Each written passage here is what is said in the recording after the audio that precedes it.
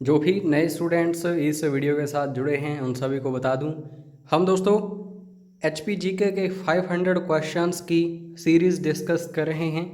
हिमाचल प्रदेश की कोई भी परीक्षा हो, चाहे हाई लेवल या फिर लो लेवल, ये क्वेश्चंस काफ़ी काम आएंगे आपके। और ये वीडियोस जो हैं इनसे आप खुद को भी चेक कर सकते हैं कि क्या ये क्वेश्चंस आपको आते हैं या नहीं, एज ए मॉक टेस्ट, ताकि एग्ज़ामिनेशन हॉल में जब आप बैठें तो आपको आसानी हो इन क्वेश्चंस को अटैम्प्ट करने की, क्योंकि मोस्ट रिपीटेड क्वेश्चंस हैं ये सारे के सारे।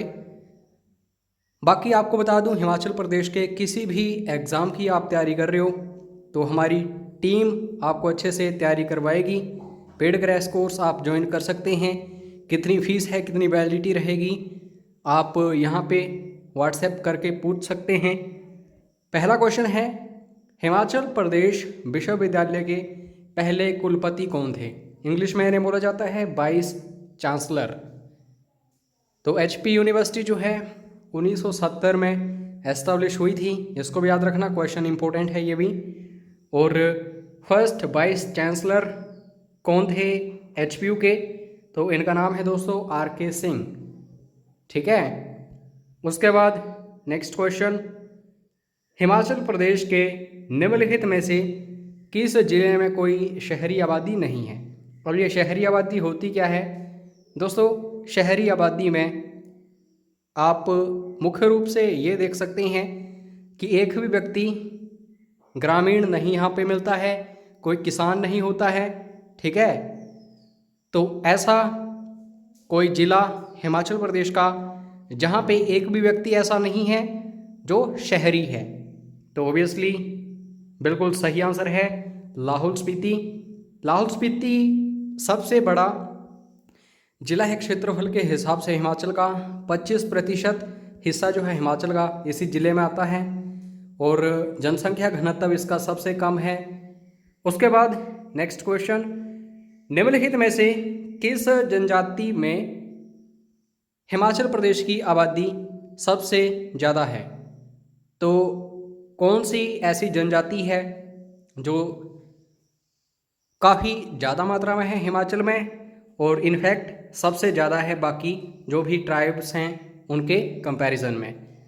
तो ऑब्वियसली दोस्तों गद्दी जो हैं सबसे ज़्यादा हैं। और क्वेश्चन कभी आपको आ जाए कि गद्दी जो हैं सबसे ज़्यादा किस ज़िले में पाए जाते हैं, तो चंबा आप सभी का आंसर होना चाहिए। उसके बाद नेक्स्ट क्वेश्चन, शिमला की नगर समिति डैश में भंग कर दी गई थी? तो पहले थी म्यूनसिपल कमेटी, फिर दोस्तों बाद में ये बन गया था म्यूनसिपल कॉरपोरेशन। 1852 में म्यूनसिपल कमेटी जो है एस्टेब्लिश की गई थी शिमला में। और अगर मैं बात करूं कि इसको डिसॉल्व कर किया गया था तो 1969 में, और 1969 में म्यूनसिपल कॉरपोरेशन देखने को मिला था। तो ये चीज़ें आपको याद रखनी हैं। उसके बाद दोस्तों फुलैच त्यौहार डैश घाटी में मनाया जाता है? तो चार ऑप्शंस आपके सामने हैं। आपको ये पता होना चाहिए कि फुलैच त्यौहार जो है किस घाटी में मनाया जाता है, और यहाँ से आपको ये भी पता चल जाएगा कि किस जिले का प्रमुख ये त्यौहार है। फुलैच त्यौहार जो है दोस्तों ये मुख्य रूप से किन्नौर घाटी या फिर किन्नौर ज़िले में मनाया जाता है। तो फुलैच जब भी आपको मिल जाए किसी एग्ज़ाम में, किन्नौर टिक कर दीजिए। उसके बाद नेक्स्ट है, कहलूर का नाम डैश कहलूर के नाम पर रखा गया था? दोस्तों एक व्यक्ति था, उसका नाम आपको पता होना चाहिए। ठीक है। तो उसका नाम था गुज्जर कहलू, इसी के नाम पर कहलूर नाम रखा गया था। बाद में बिलासपुर इसका नाम पड़ा था, क्योंकि दोस्तों बिलासपुर ऋषि जो हैं यहाँ पे भक्ति किया करते थे। और भी काफ़ी सारी धारणाएं हैं, बट आप सभी के लिए याद रखना ये इम्पोर्टेंट है कि कहलूर का नाम जो है ये गुज्जर कहलू के नाम पर रखा गया था।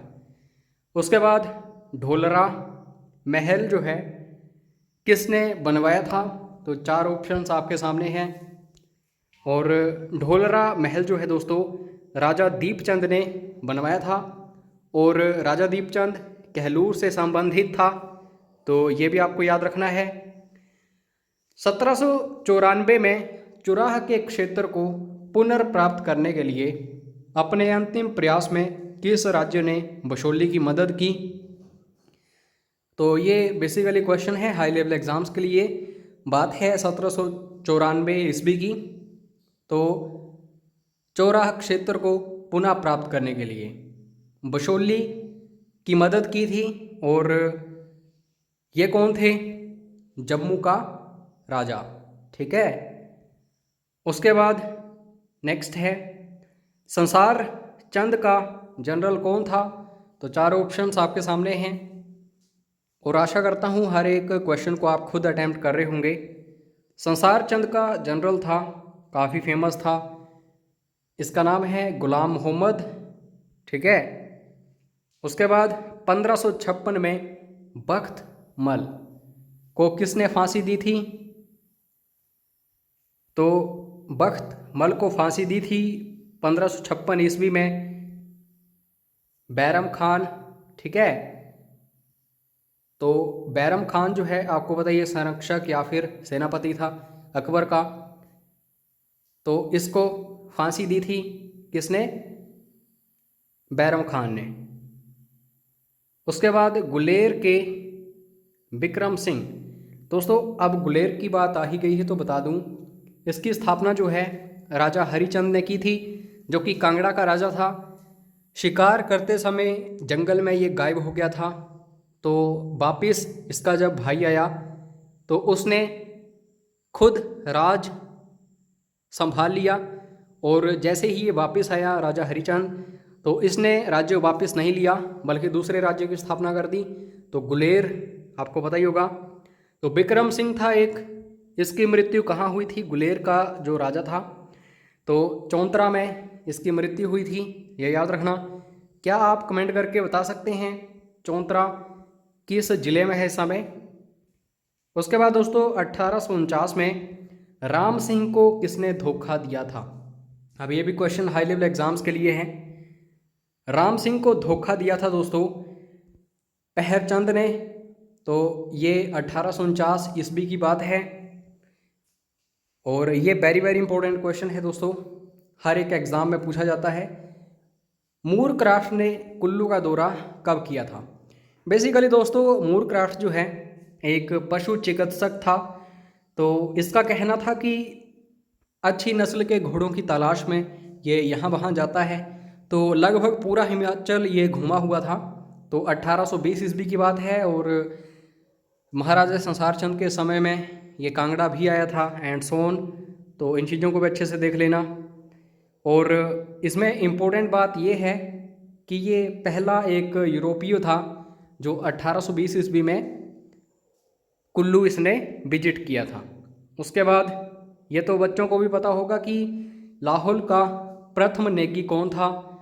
तो बालीराम, ठीक है। लेकिन एग्जामिनर्स जो हैं वो थोड़े से घुमाते हैं स्टूडेंट्स को, दूसरा पूछ लेगा कि दूसरा कौन था, अब स्टूडेंट्स फंस जाएंगे। तो आपको याद रखना है बालीराम के बाद लाहौल के द्वितीय नेगी के रूप में किसे नियुक्त किया गया था, लेकिन इन्होंने अपना पद जो है त्याग दिया था, तो इनका नाम है ठाकुर ताराचंद, तो याद रखना। उसके बाद दोस्तों नेक्स्ट है बात है 1894 ईस्वी की, तो इसमें सुकेत नाला के ऊपर लोह निलंबन पुल का उद्घाटन किसने किया था? ये एक अंग्रेज अधिकारी था, ठीक है। तो नाम आप सभी के सामने है फिट्जपैट्रिक, ठीक है। तो ए इज़ राइट आंसर। और 1894 ईस्वी भी याद रखना, सुकेत नाला की ये बात है। तो दोस्तों अब आपको कमेंट करके ये बताना है कि वीडियो में कोई कमी है या नहीं। अगर कोई भी कमी हो तो आप ज़रूर फीडबैक दीजिएगा। वीडियो को लाइक करो, शेयर करें अपनों दोस्तों के साथ, चैनल को सब्सक्राइब करिए ताकि ऐसे ही इंपॉर्टेंट वीडियोस मिलते रहें। अपना कीमती समय देने के लिए धन्यवाद। जय हिंद, जय हिमाचल।